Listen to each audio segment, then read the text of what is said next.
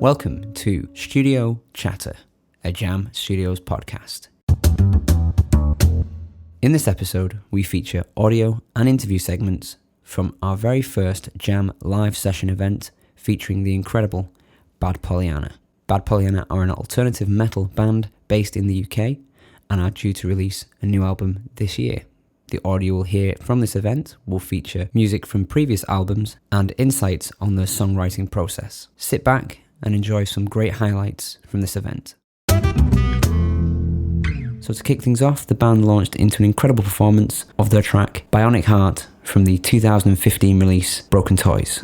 Hi everybody, I'm Olivia Hyde, this is Bad Pollyanna, this is Ollie on drums, Paul on lead guitar, and Nikki on bass. The first song is called Bionic Heart. Musically, I seem to remember I didn't have a lot to do with this one, but lyrically, certainly, it's about somebody who is it's a metaphor for somebody who deliberately shuts parts of themselves down so as to not be open to get hurt again how they have before.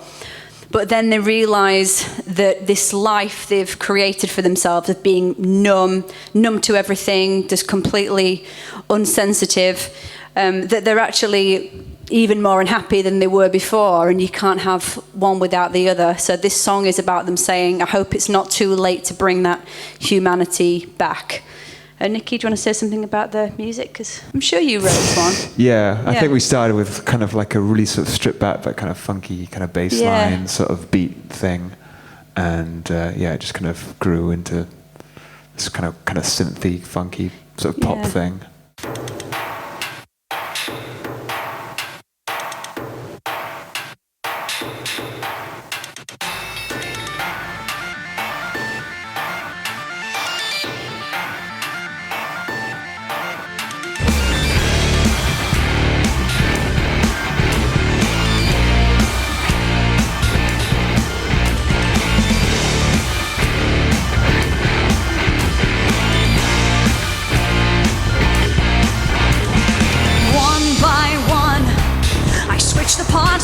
That had gone wrong and cut the wires till the pain was gone. No longer human, I am strong, strong, strong. I'm unbreakable. But hold me close, you'll feel a heartbeat. Part of me, I thought I'd given up for a program to protect me. Automatic, cold and logical.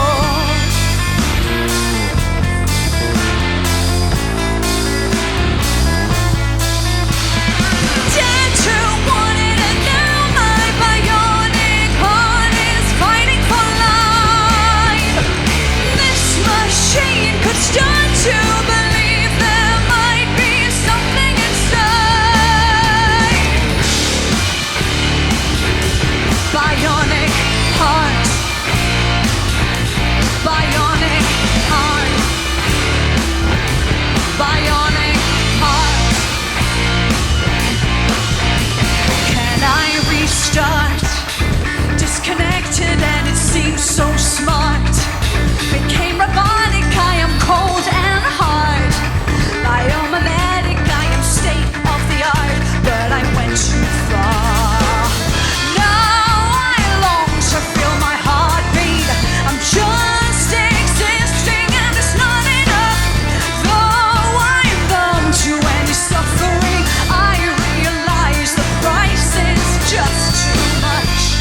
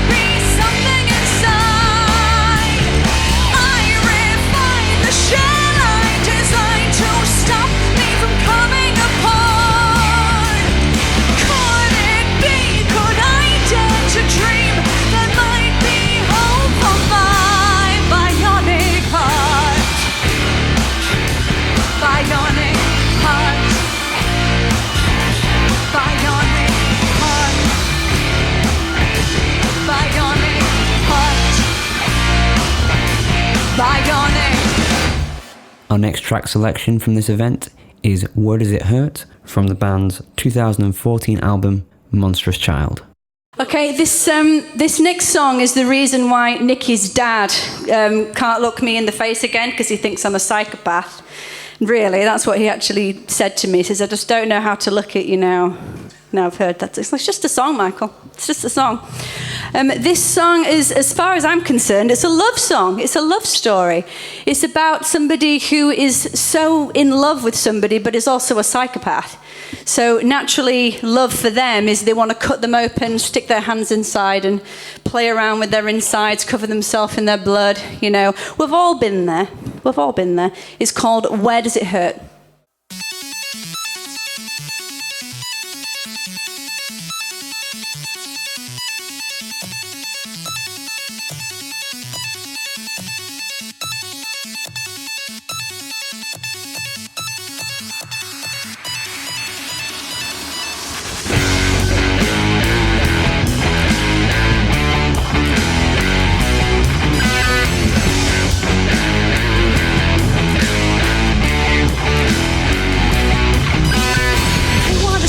Just where I'm broken, figuring out just what's been stolen. I need to find out more about how I'm designed.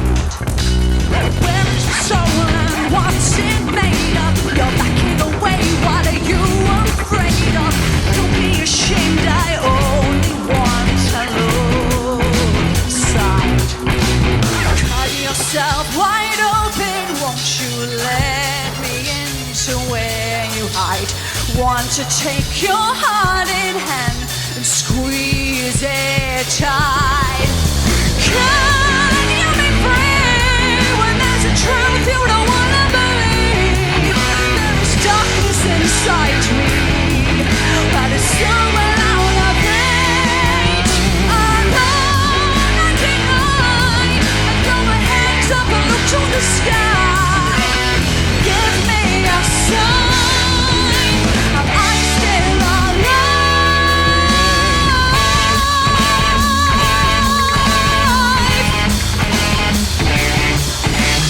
Where does it hurt? I'll make it better.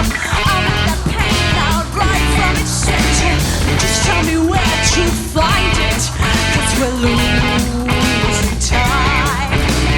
I'm going on and I know nearer, making a mess and I know clearer.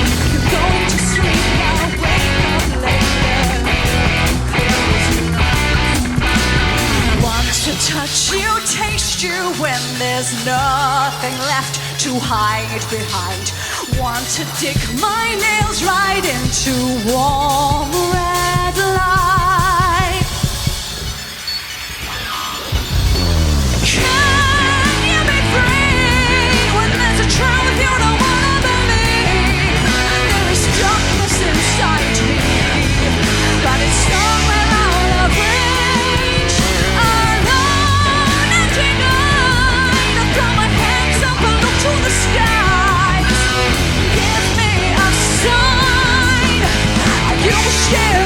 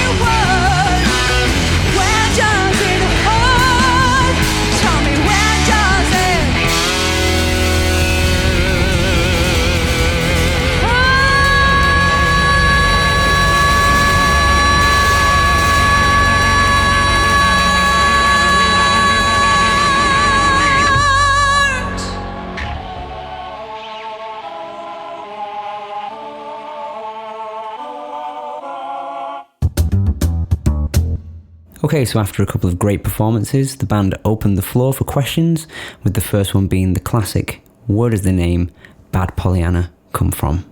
I mean, it has different, I think it has slightly different meanings sometimes. Yeah, I guess. Yeah. Yeah, I have to commit to just one. But to put it simply, I'd never heard of the term Pollyanna before. And then I found out what it meant. For those of you who don't know, like it's mainly an American thing, because I've heard it when we did our first EP in LA many years ago. Someone said, "Oh, it's such a Pollyanna, like it's such a bad thing." And I read up on it and found out what it actually meant.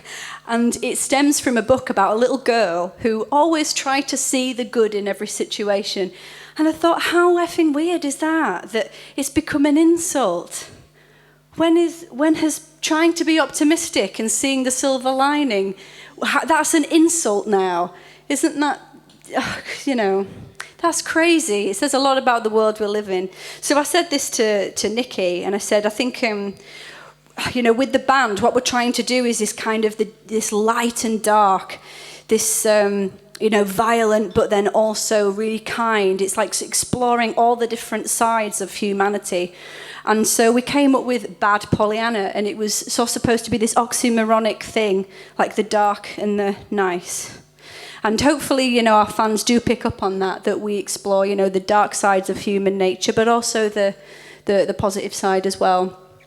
So, yeah, that's where it come from. I heard the term in America, and I didn't know what it meant, looked it up, and I thought it was quite interesting. Next up was a very technical question, asking the band on their approach to vocal harmonies. I think the biggest issue we had, with most of the tracks, most of the recorded material, Liv harmonises herself, only because she's so bloody high.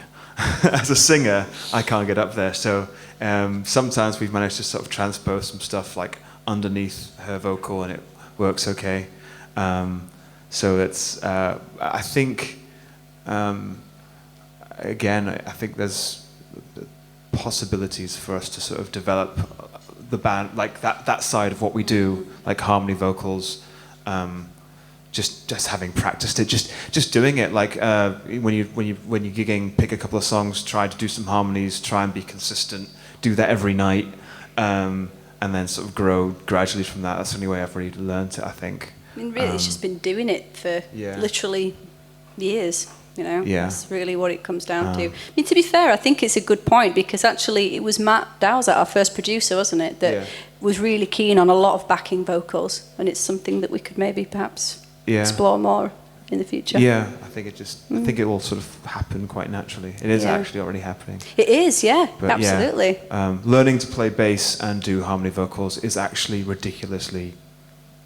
It's so weird. It's like trying to do two completely different things at the same time. I think it's because the bass part is often doing something contrasting to the vocal rhythmically, so you have to do two different things in your head. So yeah, it's tough. I would really like Nikki to take a little bit more of a lead, in vocal-wise. Sing the bloody songs then. Well, for instance, like Reach the Limit on the new album, it's two voices, isn't it? And, you're in the band, so I think you should go for it. Yeah. All right, watch out. Once again, opening the floor for questions, in the second half of this event, the band were asked about their individual musical influences. I remember when I first met you, you loved Tool and you loved a lot of prog, and that seems to have moved on to more metal, like, would you say? I think what I obsess about is the craft of it, so I do like writing songs that are, or working on songs that are well crafted. I think influence as well. Yeah, because we were very influenced by like industrial music and like Nine Inch Nails and like stuff like that early on. So that's when I really got into sort of synth playing and programming and stuff like that. But I think it evolved into our style evolved into what we were as a live band. So.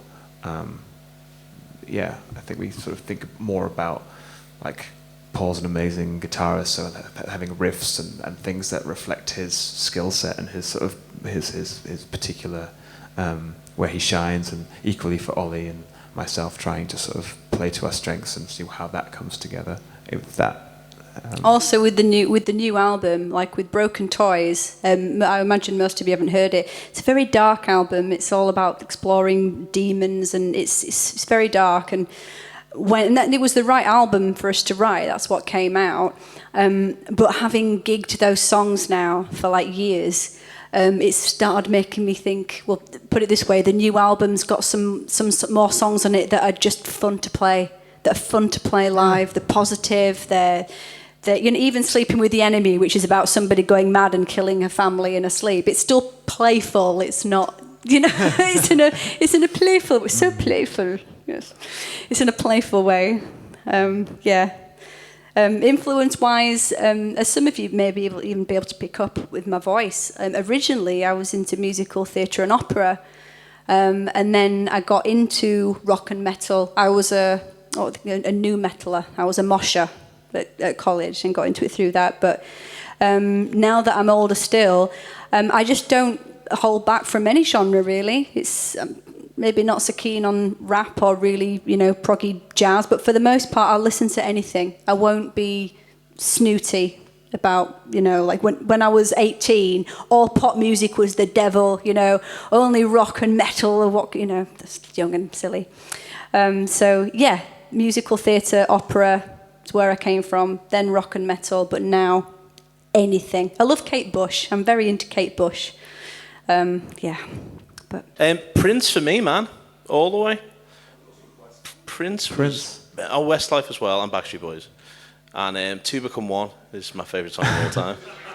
By those, what were they called? The Fruity Girls, Spice Girls, the Fruit Girls, Meat Girls, the Meat Girls. Yeah, so Prince, and then Kiss, and then Slayer, big fat riff bands like Pantera. You know what I mean? But Guns N' Roses, I suppose. Got sunstroke once. Forgot I was into Guns N' Roses and got into Guns N' Roses again. So it's the only band I've ever got into twice. Wonder if that answers your question. I don't know. I'll pass it back. We'll do How some did you tunes forget you liked Guns N' Roses? Because I got sunstroke. And then I listened to Appetite for Destruction again and was like, oh my God, this is the best band in the world. It just wiped Appetite for Destruction out of your brain. Yes, completely. Oh, and my mum's name and stuff. It wasn't just it eradicated Guns N' Roses. I was in Bournemouth. This is fascinating. Yeah. Because... it wasn't fascinating at the time. But it was. Hard reset. Yeah. But the thing about it is... if we just shined like a sort of hot, bright light in your eyes... I'll forget everyone's name. And just... well, not that I remember names anyway, but yeah, I'll go proper weird. But me mate even got me Guns N' Roses t-shirt out my suitcase and went, look, this is your t-shirt. And I was like, no way, I love this band. And I didn't know I was into them. Brilliant. So yeah, Guns N' Roses, all good stuff, all big fat riffy stuff. Now for some more music, as we dip back into the Broken Toys album with Define Me. We wrote this next one in Finland, Nikki. Yeah. I think this is the only song we've ever sort of written to a brief, really, isn't it? Like, do any of you know of the Sophie Lancaster Foundation? Yeah, okay. Well, for those of you who don't, it's a really incredibly inspiring story. Basically, there was 10 years, it was coming up to 10 years ago, or it might have just been 10 years ago. There was a young woman called Sophie Lancaster, and she was set upon by a group of thugs, and she was killed. And her boyfriend suffered terrible brain damage as well. And really, they were started on because they were goths. They looked different. The inspiring part of this story, though, is what her mum did afterwards. Now, I don't think I'm alone in saying if that had been my daughter, I would have felt very, very bitter, very, very angry, and I don't know if I would have ever gotten over it, if I'm honest. But Sylvia Lancaster, instead of turning to bitterness and giving into anger, she decided that she wanted to do something really positive with the fact that she'd lost her daughter. So she started the Sophie Lancaster Foundation. And what they do is they go into prisons, they go into schools, and they talk to the kids about what it means to be different, what it means to be, say, gay or trans or even just a different race, and how just because somebody doesn't look like you doesn't mean they're not going to have something in common with you. And I think she's really doing a lot for the equality movement, sort of from the ground up, like from the roots. And I think she's just the most inspiring person. So their funders, the people who own in La Masca, they heard our track Invincible Girl and thought it would be really perfect for the Sophie charity. But as we didn't write that specifically for Sophie, they said, would you write one inspired by the work of the Sophie Lancaster Foundation? So we did. This is what we came up with. It's called Define Me. And not only do we dedicate it to everybody who dares to be different in this world when they know they're going to face scorn and derision for doing it, we also dedicate it to Sylvia Lancaster for being easily the most inspiring woman I have ever met. You know, she's a rock star. This is called Define Me.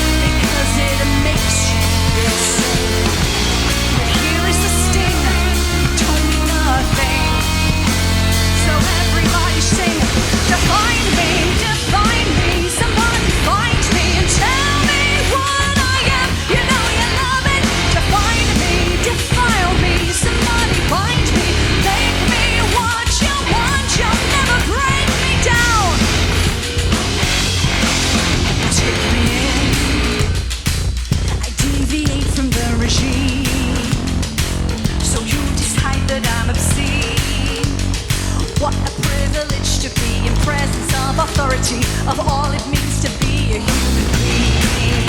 You think I'm such a mystery.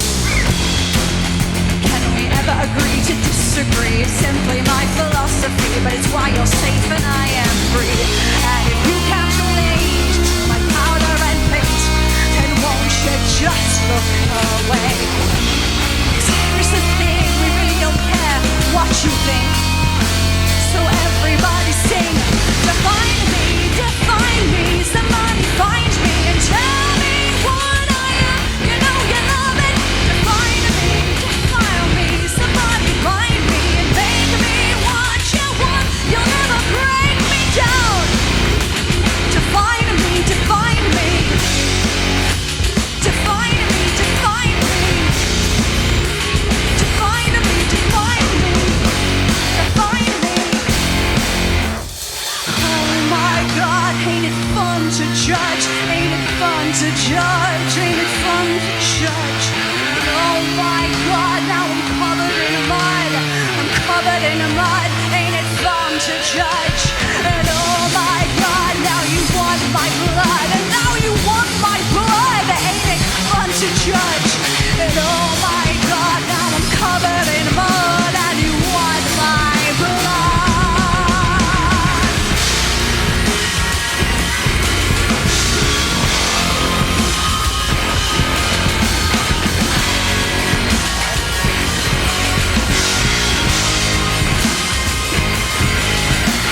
Define me, define me. Tell me what I am. You know you love it. Define me, define me. Somebody find me, make me what you want. You'll never break me down. Define me, define me. Define me, define me. Define me, define me. Define me.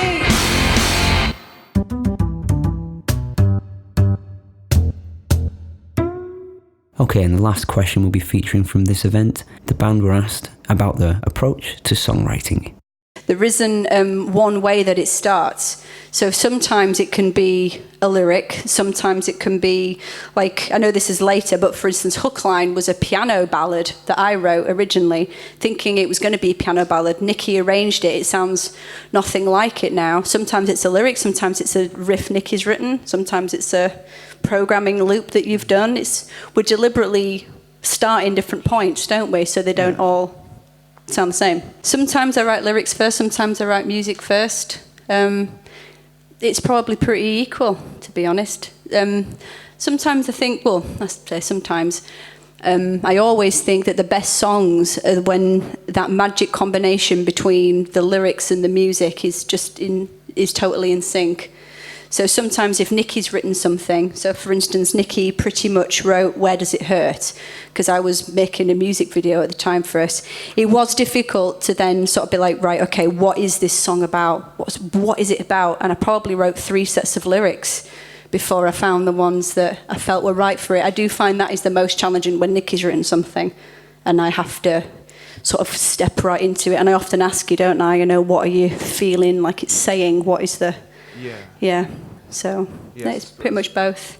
You've shocked me occasionally and pleasantly surprised me. Like with the song called The Escape that we're doing later, we wrote it on acoustic guitar, and I thought it would be basically acoustic guitar. You'll hear it's just what Nicky did with it. He made it pretty epic, didn't he, Paul? When we first heard it, we were like, wow. Yeah. He took an understated acoustic ballad and made it what it is. It was, yeah. And now to finish things off with a performance of Pull the Trigger, again from the Broken Toys album. So, Nicky, this one went through quite a few incarnations, didn't it? And I think it was more your baby than mine. So Pull the Trigger, yeah. I was going through this sort of, trying to get this sort of over the bar, kind of slightly down, so you kind of riff, this sort of, that kind of, it only works with a beat though, you gotta had that kind of feel to it, and it was like taking ages. Like I knew it was sort of had a kind of quality to it, but to make a song out of it took ages. But yeah, persevered. It was good fun. You have to speak into the microphone for them to hear. Yes. Yeah. I guess we just we do explore quite a lot of different styles and stuff like that. And we kind of get influenced by bits of dance, bits of metal, bits of kind of like more kind of funky related stuff, I guess. Sort of just hard to keep everything sort of all these like eclectic influences sounding like they belong in the same album.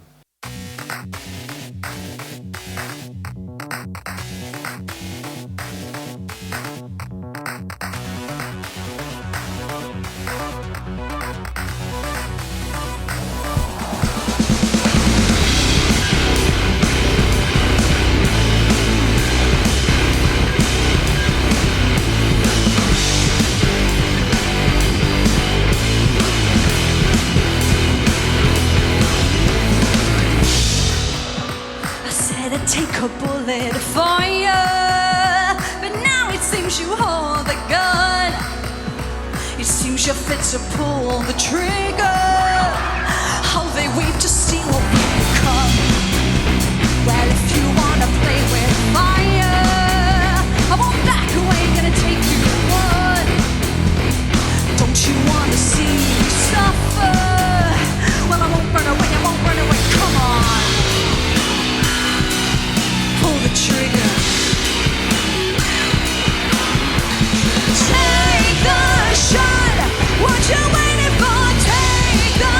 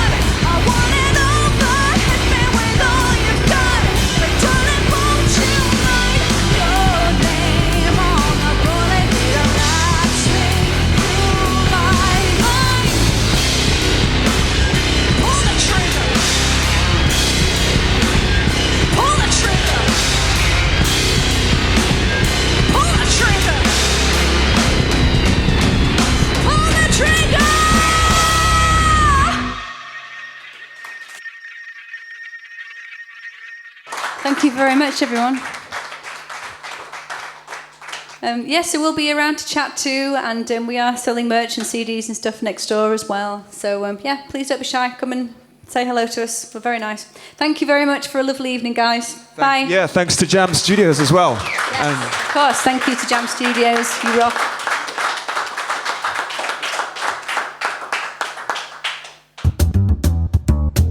Okay, we hope you enjoyed the highlights from that event. Please go and check out Bad Pollyanna on all of those social media sites and their Bandcamp. And if you can get hold of one of their previous albums, please do.